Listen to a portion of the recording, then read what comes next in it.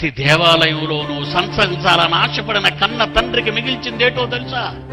తెస్సలోనికలకు రాసిన 2వ పత్రిక 2వ అధ్యాయము 4వ వచనంలో దేవుడు కట్టుకున్న ఈ దేహం అనే మందిరంలో ఎవడు కూర్చున్నాడు? ఎవడు వాడు? ఎక్కడి వాడు? తెస్సలోనికి రాసిన 2వ పత్రిక 2వ అధ్యాయం 4వ వచనం, ఏది దేవుడు అనబడును?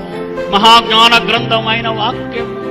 ఏది పూజింపబడవలనో నీ దేహములో దానినంతటినీ ఎదిరించే పనికి రాని తప్పుడు జ్ఞానాన్ని ప్రపంచంలో ప్రవేశపెట్టి ప్రతి మానవ జీవితాన్ని పాడు చేసి దానంతటికి పైగా వాడు ద్రోహి, నరహంతకుడు, ఆది నుండి దుష్టుడు, యాంటీ స్పిరిట్. వీడొక దుష్టాత్మ.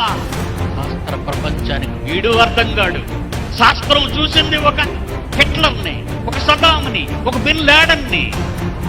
కానీ దేవుని గ్రంథం చూసింది దుష్టుణ్ణి. ఏది దేవుడనబడును, ఏది పూజింపబడును దానంతటిని ఎదిరించచ్చు. దానంతటికి పైగా వాడు దరిద్రుడు, తప్పుడు జ్ఞానాన్ని, నర మేధాన్ని ప్రోత్సహించిన వాడు, నరసంహారం.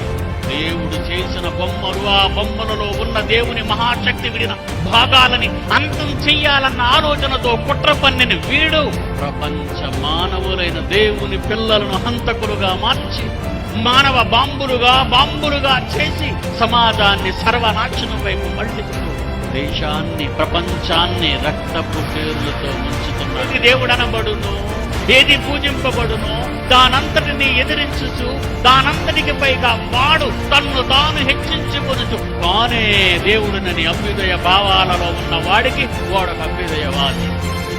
భక్తి ముసుగులో ఉన్న వాడికి వీడొక దైవ ద్రోహి, దేవుని ముసుగులోని దయ్యం. తన్ను తానే దేవునిగా తన్ను కనపరుచుకుని దేవుని ఆలయమైన నీ దేహములో కూర్చున్నాడు గనుక నువ్వు యాసిడ్ పోయగలవు, నువ్వు కత్తితో నరకగలవు, నువ్వు ప్రేమించి మోసం చెయ్యగలవు, కట్నం ఇవ్వలేదని తిరిగి పంపగలవు, కట్నం ఇవ్వనందుకు ఉరి వేసుకోగలదు. నీ పంట పండలేదని పొలంలో ఎండ్రిని తాగి చస్తావు, అప్పులు తీరలేక నీ బ్రతుకును అర్ధాంతరంగా అందరికీ అన్యాయం చేసి పోతావు కదా.